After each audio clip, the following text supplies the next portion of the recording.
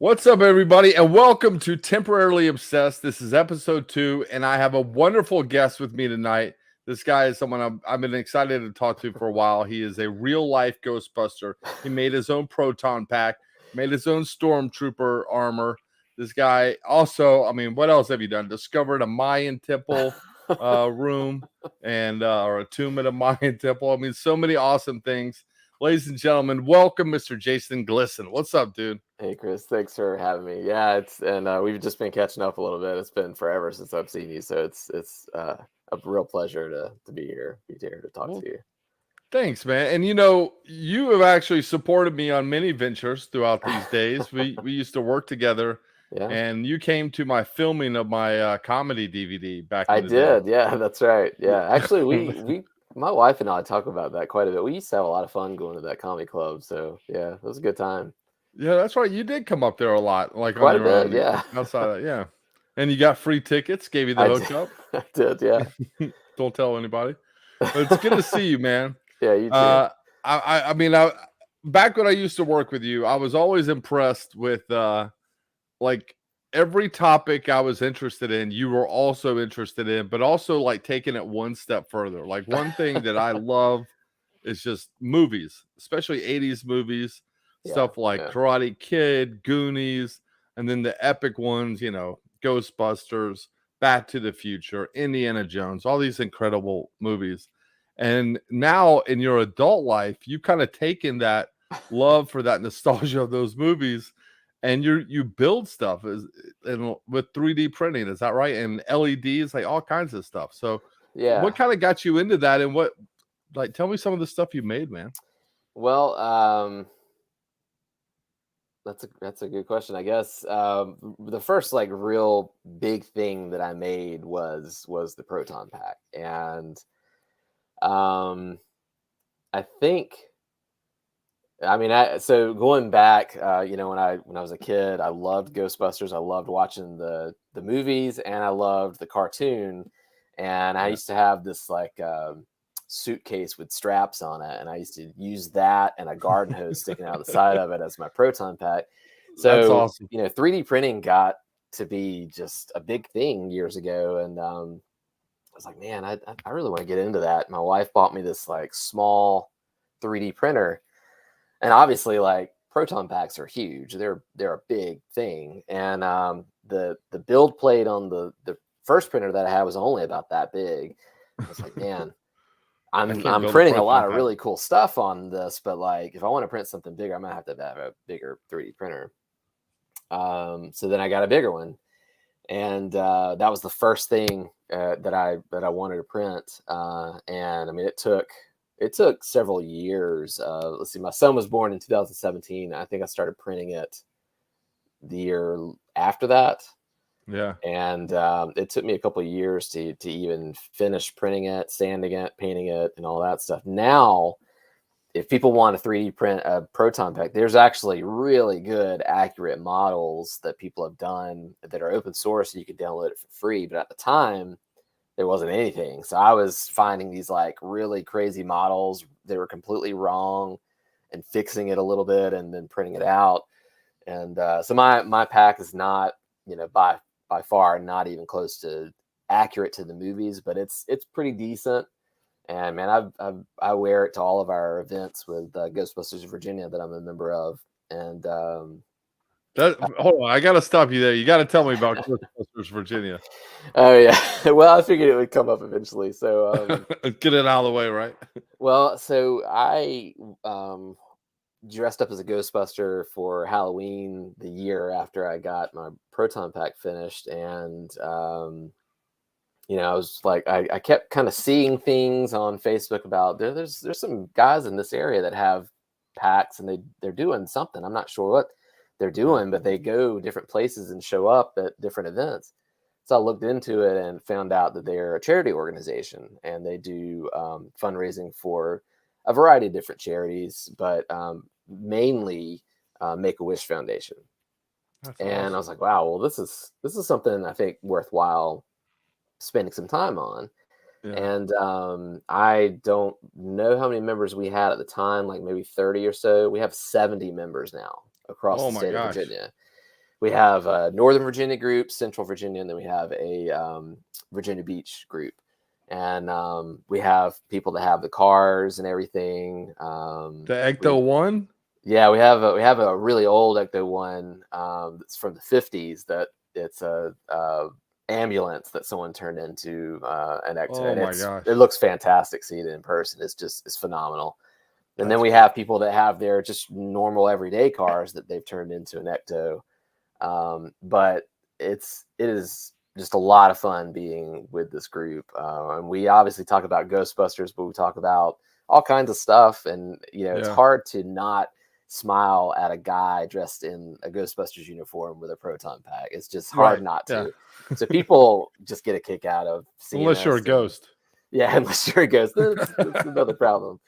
But yeah, just in that vein, like in the Ghostbusters vein, there's just so much to 3D print. There's all kinds of gear and stuff. So I have an online store that I supply electronics and stuff for a variety of different props and things. And there's a buddy of mine in the UK named Nathan that has this really accurate PKE meter that you usually see Egon have in the movies. He has a really accurate model of that, probably the most accurate model you'll find. And I chatted him a couple of years ago and said, hey, I'm interested in making some electronic boards to go in your model. And he was like, do it. Yeah, you should do it as soon as you can. And I did. Do it now. Man, I have like orders actually waiting for me to pack, because I sell one of these kits for this thing just about every week. That's awesome, man. So it keeps me busy, for sure. It's crazy to think about, like in the 80s, I can't help but think that the people making these movies had no idea that in 30 or 40 years there would be people watching and pausing the screen and then writing out how they're going to create a proton pack and how to do an electrical board. That's funny you say that, because this PKE meter, I did all the coding for how it functions, and I actually recorded the segment of the library scene from Ghostbusters where he's using the PKE meter, and then I slowed it down so I could count how many times this one light on it was blinking. And I mean, that's how accurate I was trying to get. Right. But what you're saying as far as these prop builders in the 80s, I can't even imagine building some of these props that we have now with the stuff they had in the 80s, because the proton pack was basically a computer. It had a massive amount of electronics in it, and some of the things that they built, like we mentioned Back to the Future, I don't know how they were able to build some of this stuff with 80s technology, and it's relatively easy now compared to what they did. But it's just a lot of fun, finding different. Sometimes, like, you'll see on Facebook someone has found this really odd prop from a movie and they've recreated it. I'm just like, oh man, why didn't I think about that? Like, why did I think? Awesome. Yeah. And what's cool about that space, from my understanding, correct me if I'm wrong, but like once you create something like you did, you created something. A lot of what people are doing are taking what they create and just putting it on like open source and just letting anyone have it. So the library just keeps growing as in over time.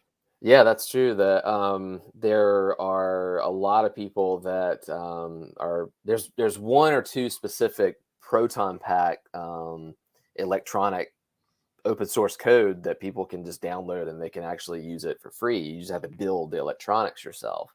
And that's the case with a lot of stuff. Like, it's just like I mentioned, the Back to the Future electronics and things. I have a time circuits that I've done that sit in the DeLorean, and they're accurate, makes the sound. You can put in the date you're going to, and it has the date that you just came from, all that stuff.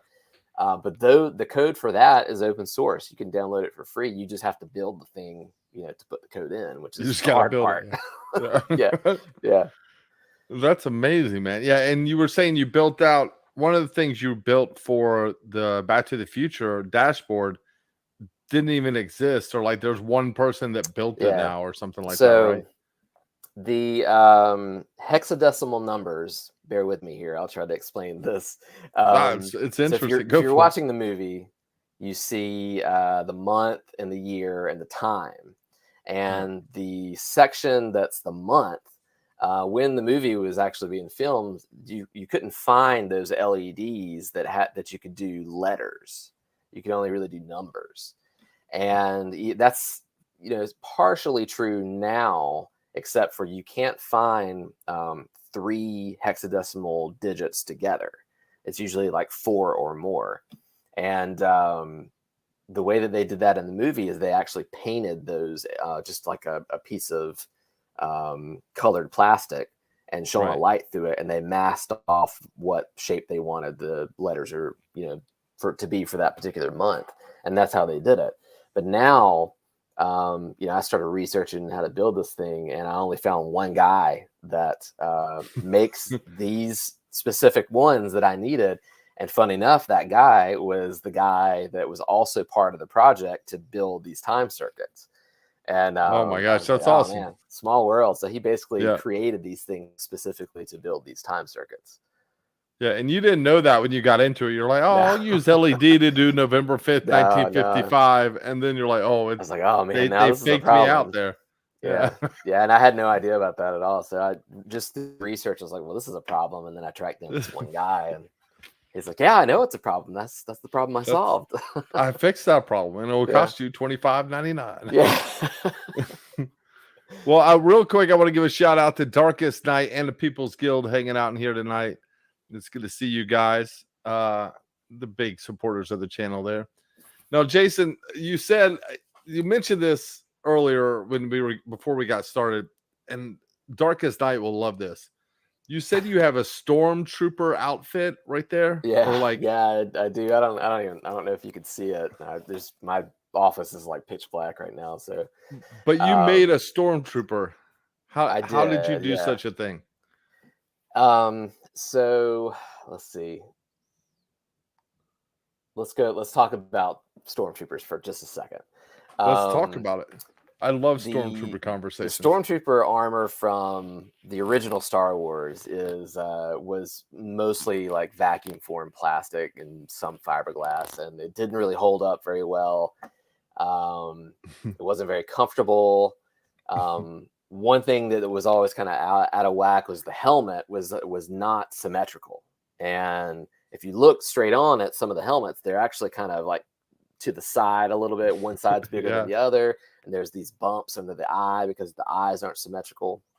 So fast forward now to when the movie Rogue One came out. I don't know if you've seen Rogue One. Oh, yeah. Rogue One is basically the story of how the plans got stolen from the Death Star. So when that movie came out, there hadn't really been on screen a stormtrooper in a very long time.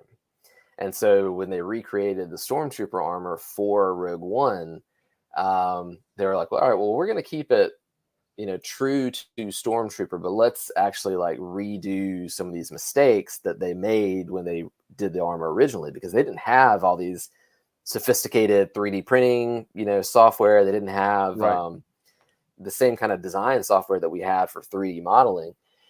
So, and, budget wouldn't have allowed them to do anything like that anyway at the time.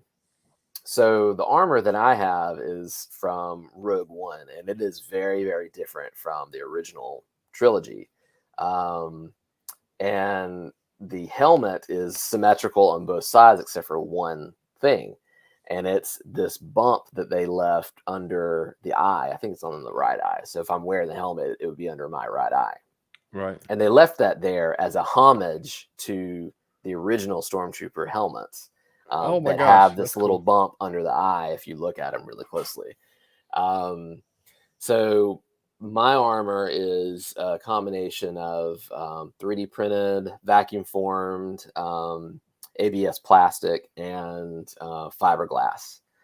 And I can't even tell you how long it took me to finish it. It's actually not even finished. It's very, very close. It's never over. It's never over. No. So I don't know if you've heard of someone called the 501st. They're a group of basically Star Wars cosplay group, but it's like the premier cosplay group, and they're so accurate that Disney actually hires them to be extras in some of like Mandalorian. A lot of the stormtroopers had their own Really? armor, and they were hired by Disney to actually be on the show because they already had their own armor. So Yeah, I mean, um, it'd yeah, save probably Disney a ton of money. yeah, no joke. Yeah, I'm sure it did. But the this particular set of armor is just incredibly tedious because the guys that have to approve you getting into the 501st, they look at everything. If a line's not straight, you have to recut that entire piece of plastic, or 3D print something to make it, to improve it. I mean, the first time I showed it to someone in the 501st, I was like really proud of what I did. And they were like, they just tore it to shreds. I was just like, Oh no. God, my soul, come back. Like it was This is awful. not the way. No, but you know, I've showed it to some people since then, and they're like, "Oh man, you fixed all the problems. This is great." So I'm pretty close, and once I get approved, then I could actually do events with them as well if I wanted to. But Whoa! yeah, So you'll be a 501st. You'll be a Virginia Ghostbuster. yeah, That's that's the is there a goal at group least. for Back to the Future? You Like, know, there probably is. I think you have to own a DeLorean to be in that group, and that's probably oh never well, going to happen. wait till you retire. I'll give you Yeah, something to do. yeah, 3D printed DeLorean. yeah, Well, yeah. dude, I mean, it's pretty crazy. Now, of all those, I mean, Star Wars, Ghostbusters, Back to the Future. What is your favorite fandom? Like, what is the one for you, Oh, or is there one? how dare you ask me a question like that? um. I mean, you Man. can lie in case one of them's in the room with you. Well, I'll say this. So, I'm a big fan of a lot of movies. Um, I'll say that, like, I loved Ghostbusters, but it has made me appreciate the movies a lot more being in the Ghostbusters Virginia group because just because I think, and I told my wife this not too long ago. She kind of was asking, what is it about Ghostbusters that you like so much? Because for some people, it's just like, oh, this is just a stupid movie that came out in the 80s. Like, it's not that big of a deal. But for a lot of people, and I have found this out more and more and more just from being around people at Comic Cons and different kinds of events, there's something about that particular movie that I think a lot of people latch onto because it's these like nerdy guys that they had all just gotten fired from their university jobs.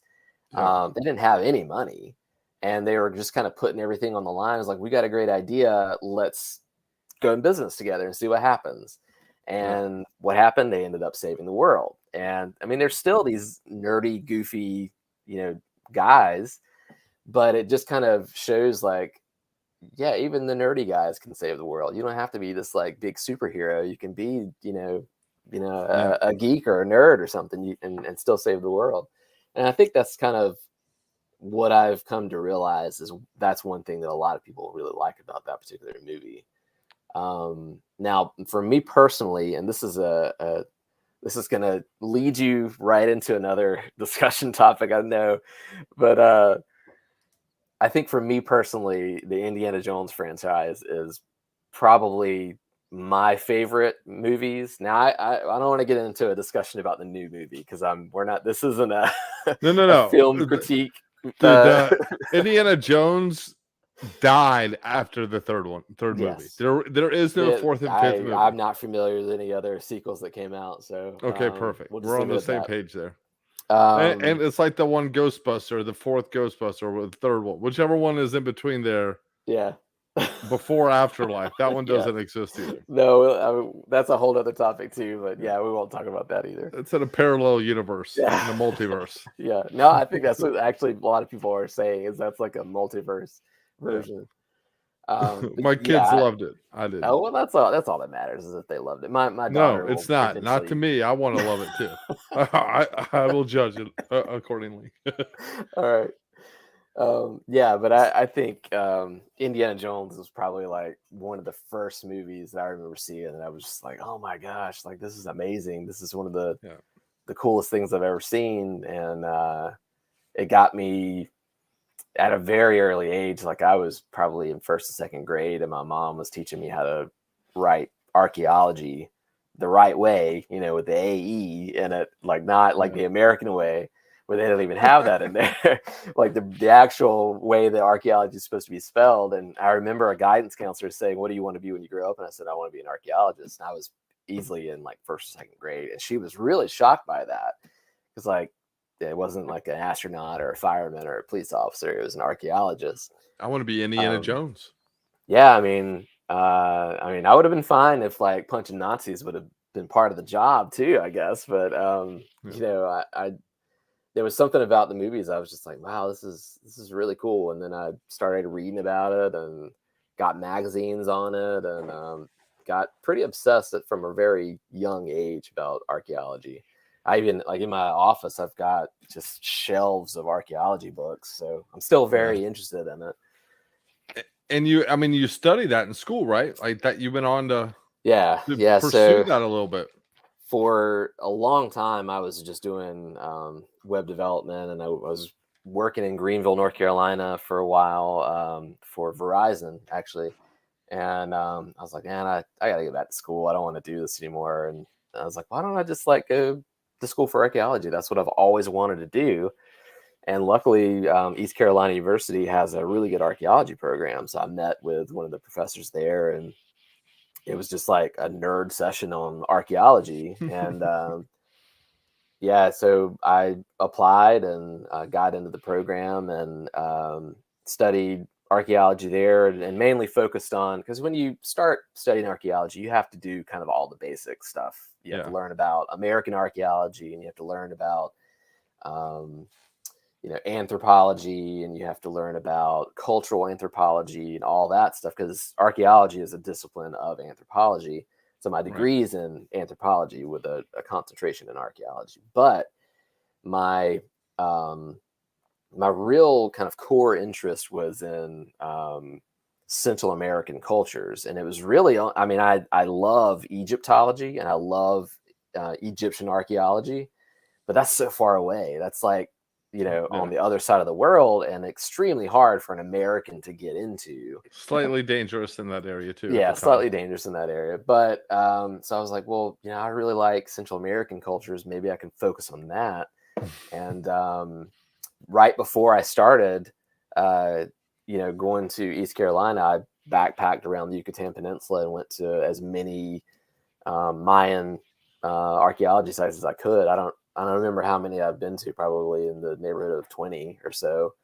Man, you got me beat by 18. Yeah, so I started going to school for that, and then I went to grad school in Texas for archaeology as well. And that's where I studied mainly like Mayan hieroglyphics, or epigraphy is what that is.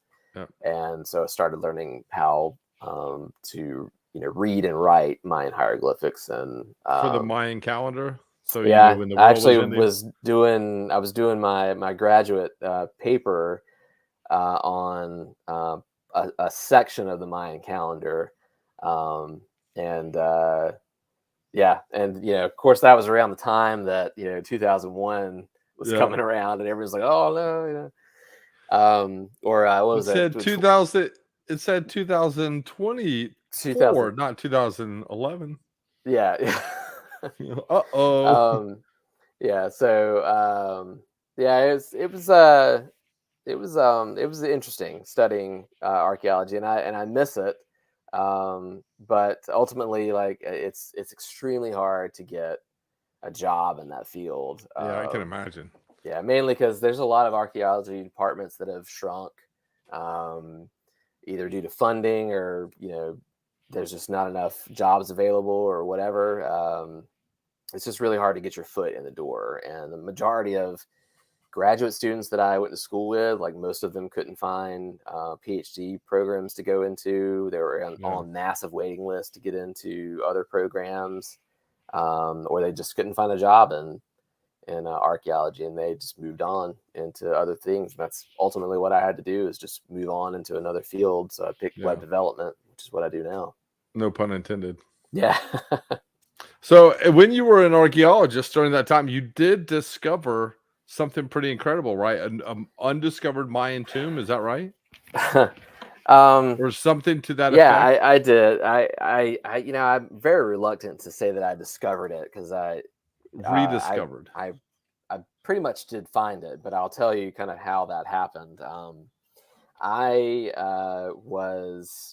I needed a more field experience for archaeology, and so I decided to go to this archaeology field school session that the University of Texas put on in Belize, and was super excited about it. You know, I'd done some archaeology in North Carolina, so I was familiar with what to do and how to do it and everything. Um, and there's actually quite a few people that I met there that I'm still in touch with and talk to on a regular basis.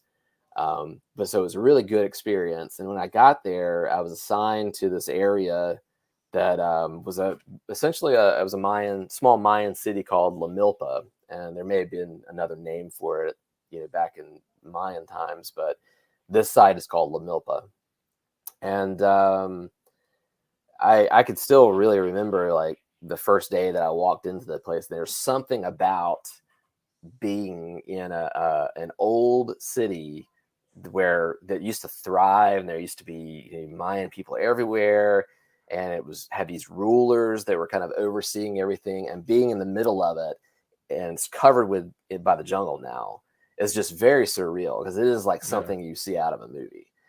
So I was assigned to work in this plaza area. So it's surrounded by um, essentially these Mayan pyramids that have kind of collapsed, and they're just big piles of rubble now. But the plaza area is just this flat area in between all these structures. So in a previous session, they dug this very, very, very deep hole right in the middle of this plaza, and it was really interesting because you could see on the wall of this hole all of the occupation layers that have changed hand. The city had changed hands different times when it Hmm. was conquered or a new king came to the throne. They would basically plaster over everything and repaint the entire city. And so you could see these layers of plaster and then rubble and then plaster and rubble, you know, for feet. I mean, it was like 10 feet, maybe even 15 feet Wow. high. So there was this really deep, you know, hole, and on the side profile of this hole, there was someone had knocked out a boulder that was in the side of this hole, and it opened up into a kind of a little cavity that was inside this hole. So it wasn't quite a cave, but it was, you know, big enough to put your arm into. You could put your arm all the way into the wall and Hmm. feel around. And there was really nothing in there but dirt. And you know, I talked to the site director and said, "So have you guys like stuck your camera in there and take some pictures?" And she's like, "Oh yeah, we've done soil analysis. We've done all kinds of stuff. There's nothing in there. We just figured it was kind of a man-made hole or something. We're after you guys come up, we're going to fill it in and just flatten out this area and then continue with some work on the structures around it." So everyone in our group, we all took turns going down in this hole to look around, and I was the last person to go down this ladder down to this hole. And so I was very, very curious how I know a little bit about geology, and I know that in this part of the world, like you can have a lot of caves and you can have a lot of underground structures like this, but there was no sign of any liquids or water or Yeah. anything that could have formed this kind of almost perfect sphere cavity in the ground. I was like, there's something's not right with this. Like I think there's something here. And so I asked someone to throw me my camera, and I did something that no one had done before when they looked in this. And I turned my camera on video, and I pointed it up. And when I did that, I looked at the video, and I was still down in the hole, and I looked at the video, and my mouth dropped open. And because what I saw was a perfectly round hole that had been covered by a stone. And as soon as I saw that, I was like, there's something down here. And those are my exact words, is there's something down here. And everyone was like, what? So I came up and I showed the site director, and she was like, oh my God. And then I was like, yeah, like this is completely man-made. This is 100% man-made. And you just about covered it up because you guys had your shovels and everything were about to cover this thing up. And you went last too. So everybody had a shot at it. So everybody probably felt like an idiot. So I was just like, oh man, this is incredible. So she immediately went back to the guy that was kind of the director of the project, and he was just like, oh my gosh, like, well, what do we do? And so she decided to go back, and she took kind of where that wall was, just a couple of feet further over, I guess. She took all of that soil all the way down until she got to that hole that was covered. And she, brought up the stone and then uncovered that hole for the first time. We figured it had to have been like between 600 and 800 years old. So we were the first people to uncover this from that long ago. And just that feeling, we were just like, oh my gosh, this is unreal. Like, this is unreal, seeing something for the first time in that long. And, so we kind of talked about it, and I said, well, so what are you going to do? Are you going to excavate in there? What do you want to do? And she's like, well, I'm gonna be honest with you. You're the one that found it. Would you like to excavate inside there? And before she could even finish that sentence, I said, yes, I want to do that. But the problem is that there was so much kind of soil that had fallen from the ceiling over hundreds of years that you couldn't actually get in there. So for the first day, really, we were just scooping everything in buckets and handing them up to people, and they would sift through it. And we weren't really finding anything except for like every now and then we would find like the bone of a lizard or a bone of a bird or something. So we cleared enough soil out from in there where I could actually kind of snake my way into this hole. And once I was in there and kind of looked back at the opening, you could see almost like steps kind of going up from that hole. And I don't think that's what they were. It just kind of maybe formed that way. Yeah. But I was still kind of, this is very unusual that this thing would exist here. And I also mentioned that there were spiders in there that were about that big, and they were on the ceiling. No, I'm not exactly. I mean, they're called scorpion spiders. If you look them up, they're really nasty looking. But they're on the wall and on the ceiling, and I'm kind of always kind of keep an eye on them just to make sure they're not on me. But I was able to get in there and work by myself, and there were a couple of times where I just kind of sat there and thought, man, like, I don't know what's going to be at the bottom of this pit when I finish clearing out all this soil, but I'm the first person that's been in here in hundreds and hundreds and hundreds of years. That's that gave me chills like over and over and over again. So ultimately, like I started, it was basically kind of a bowl shape, and it started getting kind of narrower and narrower. So I knew I was probably getting to the bottom of this. And when I started getting closer to the bottom, you have a trowel, was what you use in archaeology, kind of scrape layers off and to clear the dirt away. And I had a couple of brushes in there, and I did some brush strokes on a pile of dirt, and I saw this, something that I thought was a rock. And the more I cleared off from it, I realized that's not a rock; it's a sternum bone. It's a bone from something. Yeah. And I cleared more away. And yeah. Oh no, awoken the mummy. So I started clearing more away, and I ended up finding, pieces of ribs and things. And I was like, these are enormous bones. So this is either a howler monkey or it's a person. And I did about as much as I could, to the point where I was like, am going to do more damage to this now if I don't get someone that has expertise to come in here and actually handle. Because with bones, you have to use very specific tools like bamboo picks and things like that. And I just didn't have any of that. So I said, I'm done. Like I'd rather someone handle the rest of this with the knowledge to do so. And so they called some people in that were osteologists that study bones, and they wanted them to confirm kind of what it was. And she ended up telling us that it was a young man. And we were kind of like, yeah, it's probably oh, that's my mom. Hey mom, thanks for being here. So, but yeah, it was a young man. And I was just completely struck by it at the time. Like I was so excited about it, but thinking about it on it now, every time I tell someone the story, it's like from a movie. It really does sound like I'm making this up, but I swear I'm not.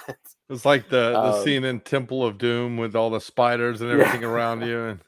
And I mean, it's I mean, of all the people you went down there with, how many people found something like this? How many people found a room, or let alone a body? Well, no, I don't know that anyone found anything like that. And I do think that the site director probably was a little bit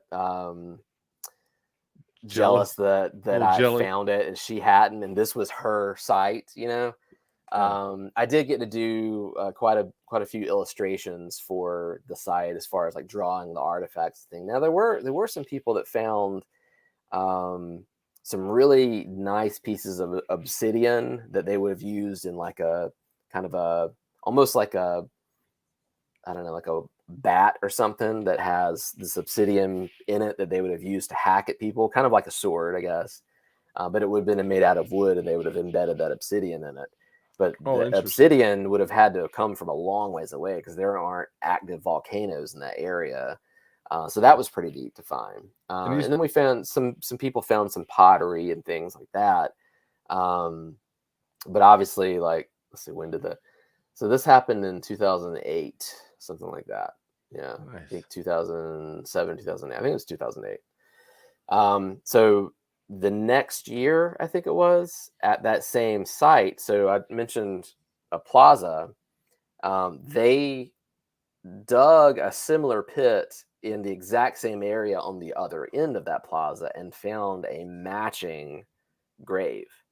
They found a matching tomb in the other side of the plaza, which was buried almost the same depth and everything. So that's very unusual. So your discovery really was two.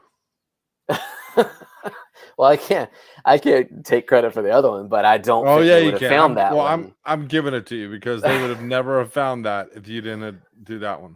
Yeah, that's true. I mean, it is true. Yeah, but So anyway. the entire history of the Mayan culture you discovered. So congratulations, dude. That's amazing. I mean, it's really, and you're right. It does sound like it's just coming out of a movie. Yeah, but you know, it really makes me happy to think that growing up you were a fan of Indiana Jones and you were like, I want to be an archaeologist. And then here you go, you leave Verizon, which is like a corporate gig, and you go become an archaeologist. And then you fly down to South America and you find a dead body in a hidden tomb. I mean, that's pretty. I mean, it's a shame you weren't like, I want to be a billionaire, you know, as a kid, because you would have already accomplished it. Yeah, that just doesn't seem legit, I guess, but neither does finding a tomb, I guess, either. That's what I'm saying. That's like the pinnacle of, like, I would assume, like, an archaeologist. I mean, it's not every day they find these things. No, that's the thing is, like, I've known so many archaeology professors that they've been doing this for years and years and years, and they'll find stuff that's like significant. But to actually find a burial is actually really hard to do, and it takes a lot of persistence and a lot of time and a lot of research, and sometimes it just happens by accident, or just be me, I guess. But I mean, it's completely an accident that this happened. So it's not like it was years of pursuit, like Howard Carter finding King Tut's tomb or something. Using lidar to find it or something. Nothing like that. It was just like, oh, I'm gonna reach my hand in this hole in the wall. Oh, I found a tomb. That's almost exactly how it happened too. It's just, I mean, I've always said I'd rather be lucky than good. yeah, No, no, there's I something for mean, being lucky. I certainly have been lucky. Yeah. dude, that's freaking awesome. I love that story. That's one of the coolest things. And just like it makes me happy that like the little kid in you, I can see it, Oh man. like you're in Yeah. that tomb and you're like, I did it. I Yeah. did it. Yeah. I mean, And I then remember like calling my parents and like trying to explain to them what had happened. It's really hard to even call your parents and say I that, found a dead body. like, I what do you mean, I say? can I mean, assume how it's that like, would be difficult. okay, yeah, who is this? Haha, very funny. Where's our son? Yeah, it's just completely made up sounding, but no, that's how it played out. I found a human clavicle. What? Have you called the police? No, it's okay. It's Dude, okay. that's It's 600 awesome. years old. Yeah. What is that? The statute of limitations? We're way Yeah, past that. We're good. yeah, something like that.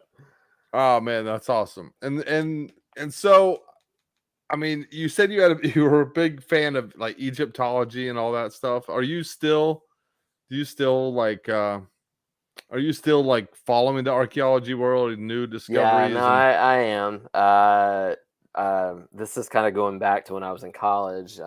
If you've ever, now, I know you have watched a lot of Egyptology shows and like Netflix shows on Egypt, and you probably have heard someone's name by the name of Dr. Zahi Hawass. Zahi Hawass? Okay, Dr. Zahi Hawass, he was actually kicked out from his position of director of the Giza Plateau when the Egyptian Revolution happened. And I was so fascinated by him and what he did. And now looking back on it now, I know a lot about him, and there was a lot of corruption there and some things that he shouldn't have done. I also found this out. So I actually wrote him a letter, and because I was in archaeology. Archaeologist. Yeah, it Yeah. wasn't a heartfelt letter, but it was a letter. Like, I wrote him a letter, basically asking about some things that I had read about the Sphinx and possible undiscovered chambers that, and this is the funny part, now those have been discovered, but at the time they hadn't. And Right. I wrote him asking about who is working on this particular research for these chambers that are inside the Great Pyramid. And he wrote back a very curt email saying that they were American hallucinations and none of that stuff ever exists. If it had, I would have found it by now. I have actually shut down all of the research that is being done on that. And I was just like, okay. And not too long after Zahi that, Hawass replied to you. yeah, he did. Yeah, Dude, that's awesome. not too long after that, an actual Egyptologist came to East Carolina, and I went straight to him and was like, "Do you have a good working relationship with Dr. Zahi Hawass?" And he laughed. He was like, "Nobody has a good working relationship with him." I was like, "Well, okay." And I told him what had happened. He's like, "Yeah, that sounds just like him." Like, I don't know if you know this, but I've discovered tombs in at least one continent. And I'm looking to do it at the foot of the Sphinx, if you don't mind. Yeah, no, I don't know how he would have handled that, because he was like, "Oh yeah, well, I've discovered." It would have been not a good way to end the conversation with him. Yeah, but they haven't built a proton pack, so yeah, just saying you. So well, then he would show me some kind of ancient Egyptian proton pack. I was like, "Yeah, you got me there. I don't." Well, let's take a ride in my DeLorean. So, all right, I gotta ask you some questions, some ancient archaeology questions. Okay. And they may just be internet speculation. But I want to run through a few things here. So you were talking about the Sphinx. Do you think the Sphinx, there are chambers inside of the Sphinx, and do they connect to any other aspect of the Giza Plateau? So, I don't think there are any in the Sphinx but I do, and I think they've actually done some seismographic tests where they shoot a sound wave down into the ground and it bounces back, and I do think they have found the chamber between the front paws of the Sphinx. Now, the Hall of Records. Yeah, well, the Hollow records, supposedly, if you're into, pseudo archaeology, is what I would Hey, call that's it. the only archaeology I'm into, baby. The pseudo. I Yeah, didn't go to ECU, babe. yeah. That's my stuff. Oh man, we had a whole chapter on pseudo archaeology and how to avoid it, basically. That's all I would have done. Yeah, And done the I mean, opposite of the avoid part. it's interesting to talk about and speculate on that kind of stuff for sure. But I do think so something that, and I just kind of hinted on this with the Zahi Hawass story. There's obviously still a tremendous amount of stuff to be discovered in Egypt, because they still discover just massive amounts every year. And they did discover chambers inside the Great Pyramids. They're still finding out so much about those pyramids, and they've been there forever. And so I do think that there's probably more connecting the Sphinx and the pyramid. There could be passageways leading to each one of those, like some people have thought for a long time. You just don't know.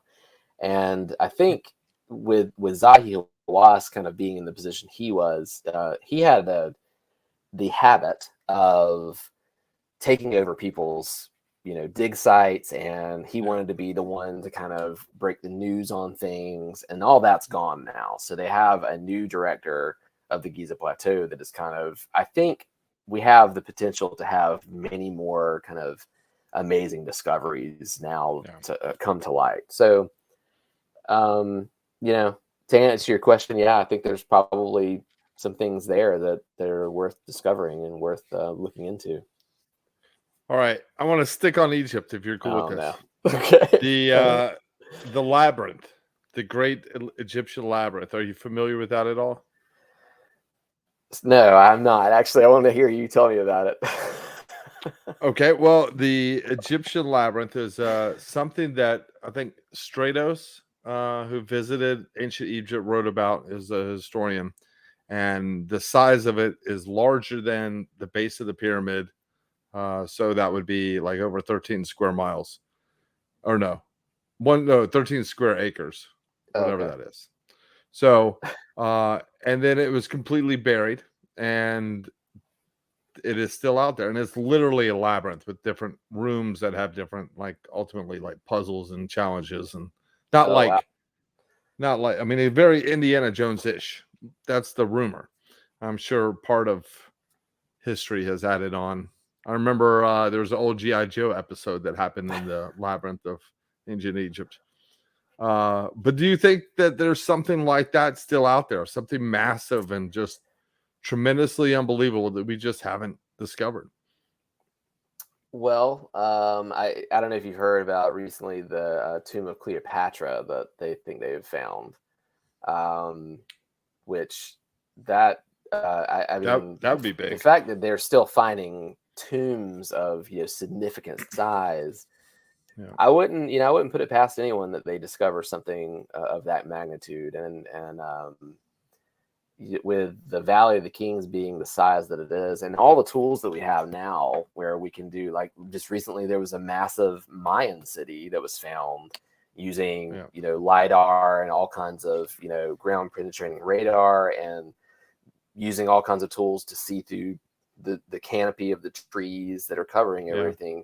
I think we're kind of at the point where we've got all this great technology. I think these really amazing discoveries are probably going to happen more and more.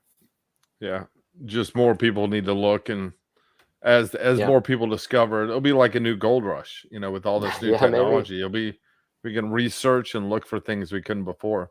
And one of the things that, I'll go out on a limb here, and I'll say that I personally am under, and I don't know this, but I have a strong belief that the pyramids were built as part of Atlantis, the pre-ancient history civilization. And I know that this falls into chapter 1 on the pseudo archaeology. Mm-hmm. Yeah, that's right up there. Yeah. Do you think there was a civilization prior to, like, our modern, the Sumerians on and stuff? that had any type Man, of serious I'm having flashbacks technology? to discussions that we used to have on this kind of stuff. I mean, I forgot your answer back there, but I want to hear it now because I'm much more prepared these days. I'm Well, not going to argue. I'm just I curious. remember I used to work downtown DC, and I used to work with a guy that was also really fascinated with archaeology. When he found out kind of my background, that was one of the first things he wanted to talk about was like ancient aliens, that kind of stuff, and he wanted to No talk about aliens. pyramids. I don't want to. Yeah, that's too far fetched for me. We can talk about the moon base later, but let's stick to Egypt. So I do think that there are civilizations that we haven't either discovered or we haven't quite figured out how they connect to each other. And the thing about civilizations, especially in the Middle Eastern area, you have like the Babylonians, and then you have kind of the cultures that settled in the Levant area where Israel is now, and then you have the Egyptian culture is obviously massive, and then you have the Greeks as well, kind of up further in the Eurasia area. All of those cultures kind of borrowed things from each other, and they traded with each other, and they fought each other, and I think somewhere in there's probably another culture that maybe we haven't discovered. They're their own culture. They're their own kind of subculture of these groups, kind of a meshing of these groups that maybe we haven't quite discovered. The Nabateans that lived in the area of Petra, like they had all these kind of Greek architecture, and they borrowed from Egyptians, and they borrowed from all these other cultures, and they had their own kind of individualized culture. So yeah, I wouldn't go as far as to say Atlantean culture, but I would say like there's probably some other cultures that are responsible for things that maybe we haven't quite put our finger on yet. Darkest Night says lizard people. Lizard people. obviously that's Let's true. talk about the real problem, and that's lizard people. Yeah. And that's what you discovered when you were in your tomb. You found a true lizard. It was the king of the lizards. Yeah. So, and that's why we have you on the show. We're kind of a big deal here. No, I mean, for me, I definitely think that just to go a little conspiratorial here, like Aftersound says, I definitely have a feeling that there could have been civilizations that were here prior to, like during the Younger Dryas, some major cataclysm that if the North American ice shelf was obliterated by a comet, that those sea levels would then rise and buried 95% of all civilizations, because at that time they were all built on the coast. So I think most of everything could have just been eradicated, and temples and things like the pyramids were refound and reused, and Khufu took 20 years to put a limestone layer on a pyramid that already existed. So I don't know. It's interesting, and I love it. I love talking about this stuff. And I just hope somebody like you someday discovers something that will tell me that Atlantis is real. I think I have a lot of archaeology books, but I do have some books on Atlantis. Yeah. There's a guy, his name is Jimmy. He has a channel on here, Bright Insight, or on YouTube. And he talked about a theory about the Atlantis being the Ricard structure in Africa, in Mauritania. Interesting. Yeah, it's pretty. You know what? While we're here, I want to pull it up just to get your initial opinion, because I've always wondered what scientists will think of when they see it from that perspective. Here, let me. Eye of Sahara. Are you able to like pull it up and like let me see it? Yeah, I'll pull it up right now. I mean, I'm not going to we're not going to look at our aerial drone footage, but I'm just going to pull up a little Google search here. Now that I did listen to something recently. Oh wow, that's whoa. So this is the eye of the Ricard structure in Mauritania, Africa. It is about 1,700 feet above sea level, which, if you did the math, would be about how far Africa has risen, like continental drift or Mm-hmm. whatever it is over the 10,900 years since the Younger Dryas. So it kind of fits all the things. It has mountains to the north, like Plato said. It has an opening to the sea on the south, and the How big is Sahara this? is it's the exact dimensions of Atlantis So it's that from Plato. massive. It's like, Yeah, and the wow. white you see in there, that's actually salt, or the blue, that's just dried salt. Because all the Sahara was covered by the Oh ocean no, at some point. I haven't seen this before. That's really unusual. Yeah, it is really, and there's a at the center of it. This is the craziest thing. Plato said that it would have a freshwater well or freshwater, um, whatever water source in the middle island, and it does. Like Hmm. even to this day, there's a freshwater source there. Wow, So that's amazing. I'll have to read about that. Yeah. yeah, check it out. Bright Insight. Uh, that's the guy. He does a YouTube channel. Is like just Bright Insight Atlantis. That guy is dude, he blew my mind when I saw that video because I've always No, thought that that's Atlantis was pretty real. cool. Yeah. And if some type of asteroid hit the North American ice shelf and all that water flushed and ran over Africa and then came back to the sea, it would have dumped all that sand just like it did all over the Sahara. That's why there's the striations of the sand Hmm. like it that you see, in low water pools at the beach. Yeah. Yeah. So Wow, I don't know. that's a good point. Yeah, that's really interesting. I'll have to read about that. I had not heard about that before. Pretty cool. Yeah, I mean, I hope get you interested, and then you go there and discover the Yeah, I'll tomb read up of about it and I'll Atlas. chat to you, and I'll have to let you know what I think. That's awesome, man. Well, we're almost at an hour, and you were gracious enough to give me an hour, so we're going to cut this here short. But first, we got to ask you your favorite. You said Indiana Jones is your favorite. I have to Yeah, go I right think to so. this. Yeah. What's your favorite of the three? Because there are only Well, 3 Indiana Jones movies. yeah, I'll say I think I really like Raiders the most. Yeah, I think I don't know. It's either going to be Raiders or Last Crusade, like either one of yeah, those. Now I'm my together with my mom, we're actually making reproductions of the Holy Grail, like as close to movie accurate as possible. It'll be actually food safe and you can drink out of it too, but it'll be like the only one in the world that's food safe, that's accurate to the movie. And I'm selling those through my website. So Last Crusade, I think, is probably one that I watched the most growing up.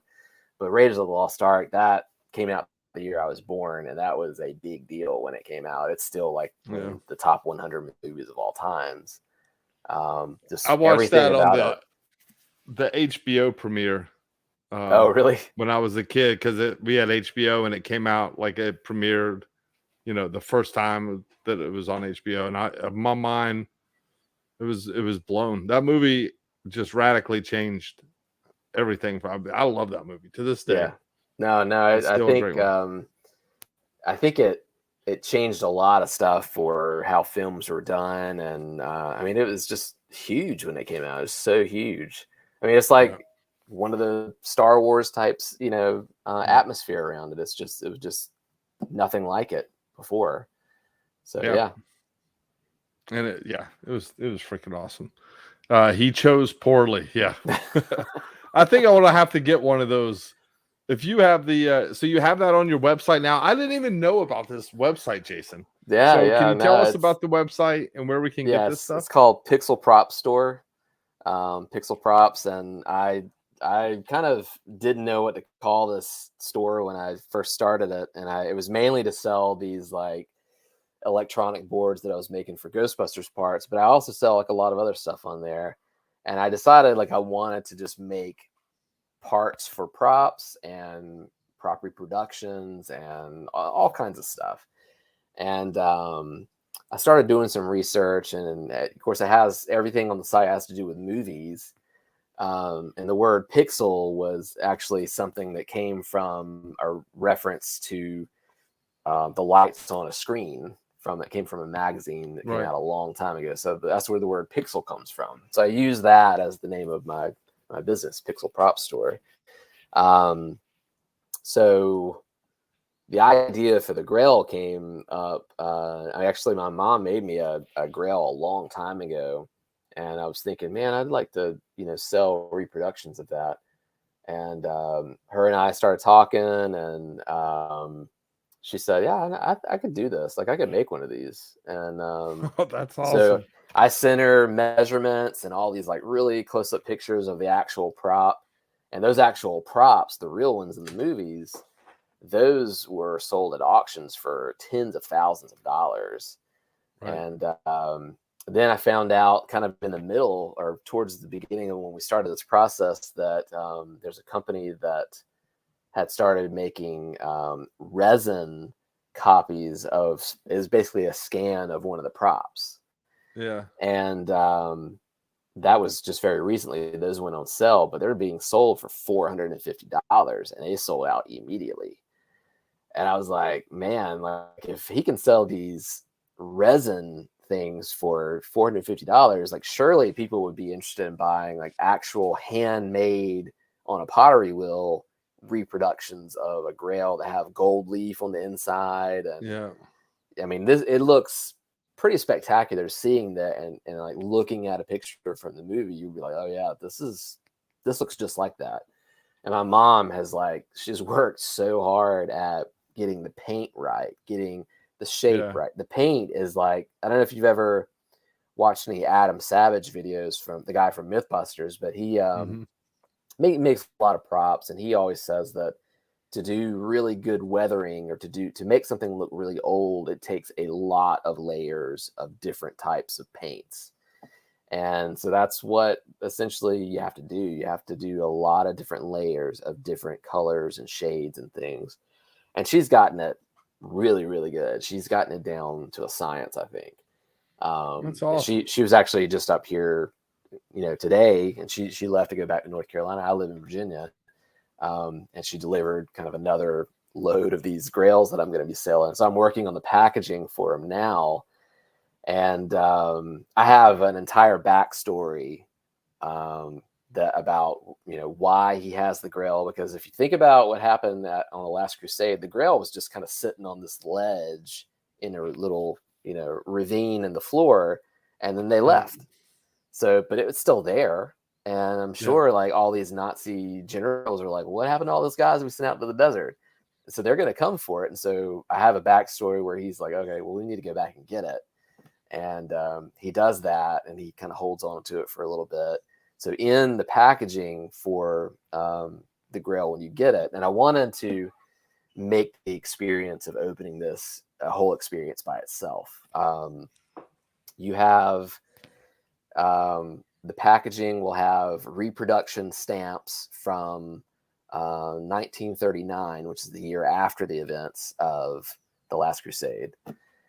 And I have done all the research to find out what stamps he would have used, because in this backstory, he's actually staying in Marseille, France, and France has just declared war on Germany. And so he's kind of stuck in France. But he's trying to get this Grail out of France. And when I was doing all this research, I found out that the first transcontinental mail was being flown out of Marseille, France in 1939. So I have him. Well, that helped. Yeah, it helped.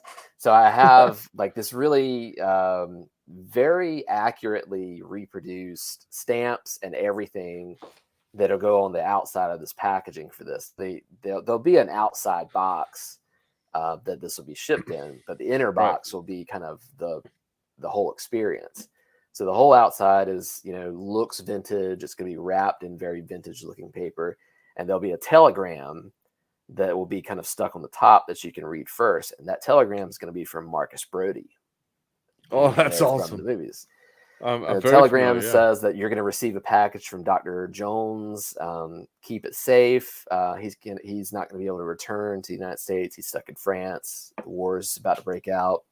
And it just basically says to keep it safe until he returns. So then you open the package, and inside the package, there's a handwritten letter from Indiana Jones himself. And of course, it's signed Dr. Henry Jones Jr. And I talked to a lot of people. Should he sign it Indiana Jones, or should he sign it like more professionally? Because he's actually writing this letter to a colleague, like to keep this safe until he returns. Right. So I have a lady that is handwriting these letters for me in England, and she's writing it on vintage, like parchment paper. Like it's probably not real parchment, but it looks vintage. And she's handwriting these in this like beautiful handwriting that she has. She's handwriting all these. And through all this research and then writing this letter, trying to come up with what he should say, I have him repeating the very last line of the same letter that was in the Grail diary that his dad sent him. And the last line is, "I'll retrieve this from you when I can. Keep it safe. I'll retrieve it when I can." That's basically what it says.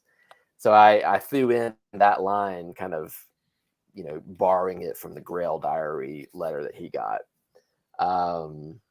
That is freaking awesome. I've done just like a tremendous amount of research, and it fits in the timeline of all the books and the comics and everything Indiana Jones. It fits kind of right in the middle of everything, because we know from that's beautiful, the Kingdom of the Crystal Skull, that he was actually in World War II. We find that out. I've never heard of that movie. I knew you were going to say that. Well, we find out that he was in the war. But we don't really know much more than that. So this kind of is how he ended up getting pulled into the war, is he was basically stuck in France. France declared war on Germany, and then he was basically stuck in Europe. So he joined the military and, took part in the war. Is that when he survived the bomb in the refrigerator? Yeah. Oh, one more thing I'll tell you. Do you know the whole story of that refrigerator scene? I was waiting for you to tell me, so I printed a 3D refrigerator. No. This will blow your mind, because you won't believe this either. All right. So if you've never heard about that refrigerator scene, you wouldn't really think Back to the Future. But that refrigerator scene was a leftover idea from Back to the Future.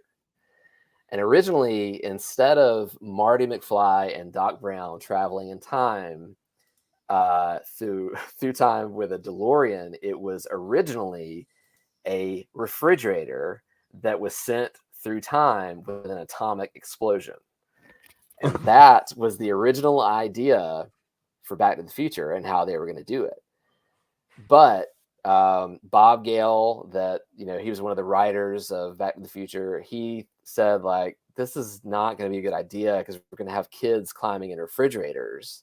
And so they said, let's come up with another idea. And then they were like, well, let's have a car. And I think Ford actually approached them and said, we want you to make the car a Mustang. And he's like, no, forget that. We need something better than a Mustang. And they chose a DeLorean. And that's how that happened. But yeah, that scene in Indiana Jones and the Crystal Skull, that was borrowed. That was a leftover idea from Back to the Future. That's awesome, dude. And Darkest Night says you have a Aztec death whistle on your site. Yeah. I just looked at it, dude. That's freaking awesome. Yeah, that's from the new Ghostbusters Afterlife movie. I don't know if you've seen that, but yeah, they literally watched it today. Oh, did you? I love that movie. And and I mean, for some reason, I guess Facebook knows that I find you interesting, but it puts a lot of your stuff on my page. And when that movie came out, you're like, finally, one of these remakes done right. And I was like, all right, well, if Jason likes it, then, I mean, this guy has his own proton pack. So I don't know if you ever saw any of these pictures or anything. So I was already in Ghostbuster, Virginia at the time when that movie came out. And what you may not know is that there are Ghostbusters franchises all over the world that do. What do they franchise? They're Ghostbusters franchise. Stuff? Yeah, they do charity work just like we do. And I didn't know that at the time. Like, I thought, well, this is a bunch of people that does charity work in Virginia, but there's literally one in almost every state. And not only that, there's one in like most of the big cities in some states. Like New York has the Buffalo Ghostbusters, and then they have the New York City Ghostbusters, and there's like all Tribeca? these other, there's tons of different Ghostbusters groups. So when the movie came out, Sony, who owns Columbia Pictures, who owns Ghostbusters, they actually invited all of these charity Ghostbusters groups to the red carpet premiere of Ghostbusters Afterlife. Whoa. And so we got invited. I didn't think this was legit, but we got invited, and I was like, so we're actually going to go to this like red carpet premiere and see the people like that the were in ninth the movie. green at 9. And that's exactly what happened. Jason Reitman, who was the director for the movie, he came and like talked to us in the theater before the movie showed. And the icing on the cake was that whole day we had spent walking around New York City in all of our gear. And I had my proton pack on. Now, if you want to feel like someone special and someone important and a movie star, walk around New York in full Ghostbusters gear, and everyone will want pictures with you. We were on the Today Show. I was on the Today Show that morning. Al Roker like couldn't get over, like all of us like Dude, that's awesome. Dressed up. And then we all got on the subway and went to the actual Ghostbusters firehouse, which is in Tribeca in New York. So we get to the firehouse, and there's all of these like cars everywhere. There's police everywhere. And I was like, man, what's going on? Well, like, this is just a stroke of luck, but the entire cast for the movie is inside the firehouse with Ecto-1 from the movie. What? Is just in the day that you were there. And they're filming a segment for like CBS. And we were like, what? Like, this is unreal. So all of these like Ghostbusters fans show up, and everyone's like, what's going on? And then we found out the whole cast is inside. And so we were like, well, what do we do? Just like wait around and see if they come out. And sure enough, Dan Aykroyd walks out. McKenna Grace, who plays Phoebe in the movie, she walks out. I got pictures with her and talked to her for a little while. And Bill Murray comes walking out. And Bill Murray, if you know anything about him, Bill Murray doesn't do like small talk with people. Like, he doesn't want to talk about Ghostbusters most of the time. He's not like a Ghostbusters fan or anything, but he came out and like was shaking hands and taking pictures with people, and it was really surprising. And then they opened the firehouse doors, and Ecto-1's in there, and I don't know if there's ever been an actual Ecto-1 in that firehouse since they filmed the movies. And so everyone was just like, this is like historic what we're witnessing. And we all got pictures with the car, and it was nuts, man. It was really, really just a stroke of luck. Dude, that's freaking awesome. And like I said before, man, it's better to be lucky than good, right? Yeah, that's true. That's true. You're in the right place at the right time at the red carpet, walking around New York with your proton pack. Yeah. Dude, that's epic.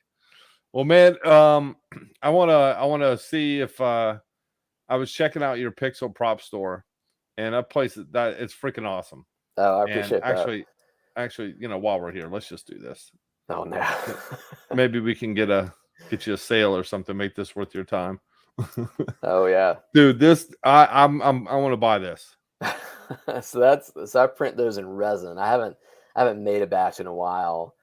But yeah, so those files, and actually the person that made those for the movie was Adam Savage from Mythbusters. He made those for the movie. Really? And so the 3D print files you can find online, but the problem is that you really have to print them in resin for them to be usable. And I found that out the hard way after printing them over and over and over again, and then finally doing it in resin, and it worked perfectly. So I always wear one when I'm out with our group. Dude, new generation stormtrooper hand guard plates. Yeah. Freaking all right. So I want to make you a sponsor of this show and just make this stuff or do a commercial for you for free, just because this is awesome. And now that your mom came to visit you, you're going to have some more Indiana Jones Last Crusade Holy Grails. Well, so those haven't gone on sale yet, but they're coming. They're coming, yeah. So we're still trying to work on pricing for them.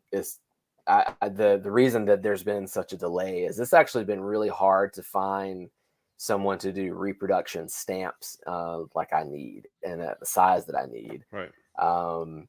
But there's still a little bit of work to be done. But I had sent off all of these high resolution scans of these stamps that I want printed, and they sent me the proofs in an email, and they had reduced the size of all of them. And I was like, you can't do that. Like, they have to be this size. And they're like, oh, sorry. So they canceled my order, and I just ordered, instead of ordering all of the stamps, I just ordered like 1 or 2 to see if they printed out the right size and they look okay. And if they do, then I'll go that route. So that's kind of the delay that I'm in right now. But I think we're doing them in lots of 10. I mean, because these are handmade and there's a lot of work that's going into making these. So unfortunately, we can't mass produce them, but we're going to do them in increments of 10. We'll do, 30 or 40 of them. And then we'll say, okay, well, if someone wants one now, let's wait and see if there's some kind of, more interest generated in them and see if, people want them after that. But I dropped some pictures of them on some prop building websites, and man, my phone was like blowing up for a couple of days. Everyone asked me. I just got a message a couple of days ago from a guy like, hey, did I miss the Grail going on sale? I was like, no, you haven't missed it yet. It's not on sale yet. He's like, all right, well, let me know. I got to know as soon as it's on. I got to have this in my life is what he said. Like, okay, all right. I mean, who wouldn't? Yeah. You can live forever with that thing. Yeah. Dude, that's freaking awesome. Well, man, how else can people get a hold of you and find you? Just got your website there? Yeah, I mean, you can always contact me on that. I mean, I'm on Facebook. Find me on there. I do get a lot of email through my website asking about different props and things, and I hang out in some of the electronics Facebook pages too for prop electronics. Yeah, I haven't seen you in there. I'll look for you next time. Yeah. No, I haven't been. Yeah, I know. Oh, okay. All right. Well, dude, I can't tell you how much I appreciate it and how awesome it's been catching up with you and learning about the bodies you're finding in South America and the people you're meeting at the Tribeca Ghostbusters Firehouse. Man, it's amazing stories, and I really appreciate it. Thanks for being here. Yeah, thanks for having me, Chris. Yeah, and I wish you a lot of luck with Temporarily Obsessed, and it sounds like it's going to be a lot of fun just talking to interesting people, and I'm honored that you included me in that group. Yeah, well, thank you, buddy. Yeah, we got some great shows coming up, and glad you were able to do this. And I guarantee I'm not going to have another person that has found a body in so South you say America. That, but like the next person that gets on is like, by the way, I saw that interview with Jason. And I just want to say, I also discovered now. I found 5 bodies. Yeah. Well, dude, I appreciate it. Thank you so much, and thank you, Darkest Night. And who did we have? We had People's Guild here tonight, and your mom hanging out for a little bit. Thank you. Yeah. Thank you all for being here, and we will see you next time, next Thursday, another interview. Jason, appreciate it, man. Hope you have a good night. Thanks a lot. Take care. Peace out, everybody.